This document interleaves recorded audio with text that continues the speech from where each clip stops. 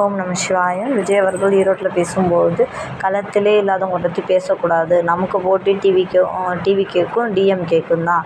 TVK DMK TVK DMK DMK TVK. ஏங்க, எல்லாரும் கட்சி வச்சுருக்காங்க. உங்களை மாதிரி ஒரு கேவலமான கட்சி எந்த கட்சியுமே இல்லை. அதனால் அதிமுக வந்து களத்தில் இல்லைன்னு நீங்கள் சொல்லக்கூடாது. மக்கள் இருக்காங்க, தொண்டர்கள் இருக்காங்க.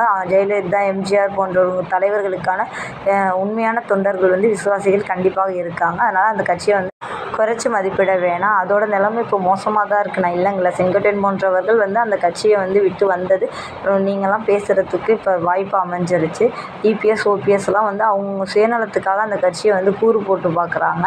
உண்மையாகவே சில தொண்டர்கள் உண்மையான விசுவாசிகளால் உருவானது தான் அந்த அதிமுக. அந்த அதிமுகவுக்கு இப்படி ஒரு நிலைமத்துக்கு வர காரணமே இந்த இபிஎஸ், ஓபிஎஸ், சசிகலா, டிடிவி இவங்க போன்றவர்களோட சுய லாபத்துக்காக அந்த கட்சியை வந்து இப்படி நடுத்தருவில் இப்படி விட்டுட்டாங்க. ரொம்ப கஷ்டமாக இருக்குது. இவர் வந்து களத்திலே இல்லாதவங்கன்னு ஏன் பேசவே மாட்டேங்கிறாங்க. ஏன்னா அவங்களோட பி டீம் இவங்க தான். பிஜேபி இவங்களெலாம் இவர் பேசாததுக்கு காரணமே இதுதாங்க. அவங்களாம் அவங்களுக்கு கீழே இருக்கிறனால வேறு வழி இல்லை. நமக்கு ஒன்று மக்கள்கிட்ட திமுகவை பற்றி தப்பாக பேசணும். அதுதான் முக்கியமான காரணமே.